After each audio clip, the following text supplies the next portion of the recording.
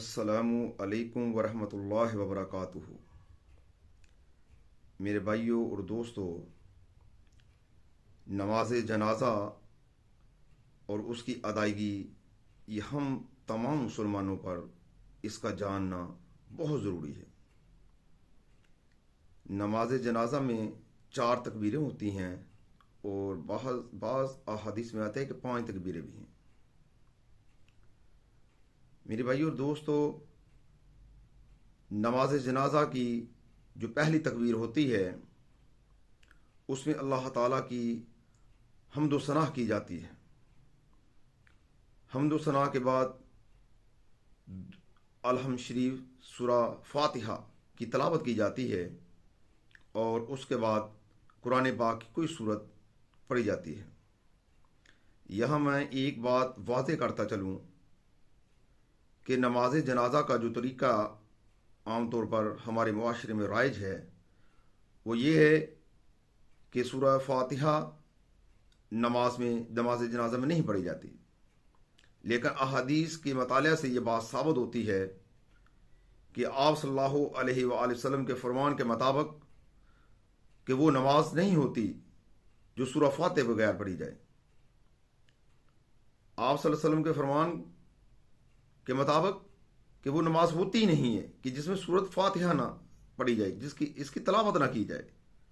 تو ہمیں چاہیے کہ ہم نماز جنازہ میں بھی اور عام نمازوں میں بھی سورۃ فاتحہ کی لازمی تلاوت کریں۔ میرے بھائیوں اور دوستو، اس کے بعد درود پاک جو نماز میں پڑھا جاتا ہے وہ پڑھنا ہوتا ہے، اور اس کے بعد تیسری رکعت میں جو مسنون دعائیں ہیں وہ اپنے بھائی کے لیے مانگی جاتی ہیں۔ کوئی بھی دعا جو مسنون ہے وہ پڑھی جا سکتی ہے، بلکہ کثرت کے ساتھ دعائیں پڑھنی چاہیے۔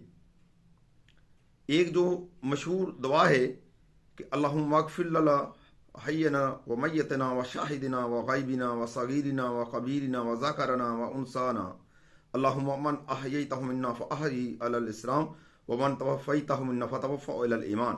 ایک تو یہ معروف دعا ہے، اس کے علاوہ کوئی بھی دعا مانگی جا سکتی ہے۔ کثرت کے ساتھ دعائیں مانگنی چاہیے اللہ تعالیٰ سے، اپنے بھائی کی مغفرت کے لیے اور اپنی مغفرت کے لیے اور تمام عالم اسلام کی مغفرت کے لیے بھی۔ اور چوتھی رکعت کے بعد سلام پھیر دی جاتی ہے، اور سلام پھیرنے کے بعد دعا مانگنا ثابت نہیں ہے۔ دعا صرف اور صرف تدفین کے بعد مانگی جاتی ہے۔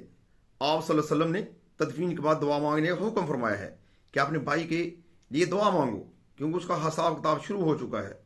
اس کے آسانی کے لیے، اس کے معاملات کی آسانی کے لیے، اس کی مغفرت کے لیے دعا مانگے۔ تو میرے بھائیوں اور دوستو، نماز جنازہ جو ہے اللہ تعالیٰ کو بہت ہی محبوب عمل ہے، اس کا ادا کرنا بہت محبوب ہے۔ جو شخص نماز جنازہ پڑھ کر چلے جاتے ہیں تو ایک احد پہاڑ کے برابر اس کو اجر ملتا ہے، اور جو تدفین کے بعد جاتا ہے تو اس کو 2 احد پہاڑ کے برابر اللہ تعالیٰ اجر عطا فرماتے ہیں۔ اس لیے ہمیں چاہیے کہ ہم نماز جنازہ لازمی ادا کریں، اور ہر آدمی کو نماز جنازہ مکمل طور پر آنی چاہیے اور پڑھانی بھی آنی چاہیے، کہ ہر مسلمان جو ہے وہ اسلام کے اندر امام ہے۔ اس کو اگر کہیں نماز پڑھانی آ جائے کی ضرورت پڑ جائے تو وہ نماز بھی پڑھائے، نماز جنازہ کی ضرورت پڑ جائے تو نماز جنازہ ہی پڑھائے، اگر نکاح پڑھانے کی ضرورت محسوس ہو تو نکاح بھی پڑھا سکے۔ تو اللہ سے دعا ہے کہ اللہ تعالیٰ ہم گناہ گاروں کو زیادہ سے زیادہ علم حاصل کرنے کی توفیق عطا فرمائے، تاکہ ہم اللہ کی بارگاہ میں زیادہ سے زیادہ رتبے حاصل کر سکیں اور اللہ کی خوشنودی حاصل کر سکیں۔ السلام علیکم ورحمۃ اللہ وبرکاتہ۔